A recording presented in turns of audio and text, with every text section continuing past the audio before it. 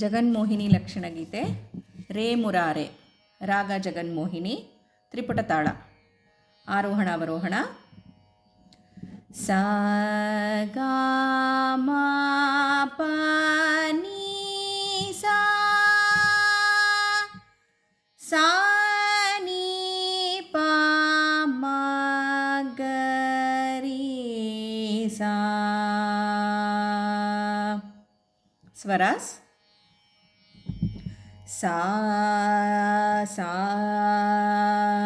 सा गा मा पा मा गा मा ग री सा सा नी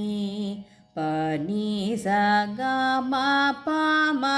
ग री सा नी प नी सा ग री सा सा सा गा गा मा पा पा मा ग री सा गा मा प नी प मा गा मा प मा ग ग री सा नी सा सा सा गा मा प नी प सा नी प मा प मा मा गा मा प नी प मा ग सा गा मा प मा मा ग री सा री सा नी सा गा मा प मा प प नी सा नी प मा ग मा प नी प मा ग म नी प मा प मा ग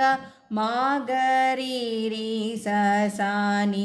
प नी नी सा री सा सा सा गा मा प नी सा सा नी प मा ग री सा नी सा गा री री सा साहित्य आ आ रे मुरारे गरुड गमना सरसी जनयन जगन्नाथू रे रे अंतर गांधार काकलीश्वर इतर शुद्ध आरोह रिधवर्जित अवरोह धवर्जित सग्रहण्या सांश त्रिपुटयुक्त मायमाळव